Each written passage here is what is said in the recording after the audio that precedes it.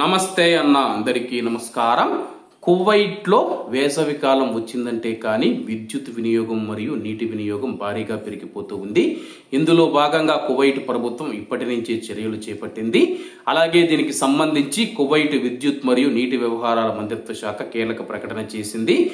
కువైట్లో వేసవి డిమాండ్ గరిష్ట స్థాయికి చేరుకునే ముందు కువైట్లో నీటి భద్రతను బలోపేతం చేయడానికి ముందస్తు ప్రయత్నాలలో భాగంగా విద్యుత్ మరియు నీటి వ్యవహారాల మంత్రిత్వ శాఖ నిర్వహణ పనుల తర్వాత అనేక డీశాలినేషన్ యూనిట్లను తిరిగి సేవలోకి తీసుకువచ్చిందని చెప్పేసి మంత్రిత్వ శాఖ వర్గాలు స్థానిక మీడియాకు తెలిపాయి. వ్యూహాత్మక మంచినీటి నిల్వలను పెంచే మంత్రిత్వ శాఖ విస్తృత వ్యూహంలో భాగంగా ఈ చర్య తీసుకోబడింది. వచ్చే వారంలోపు కువైట్లో నీటి నిల్వలు దాదాపు 60% చేరుకుంటాయని చెప్పేసి అధికారులు అంచనా వేస్తూ ఉన్నారు.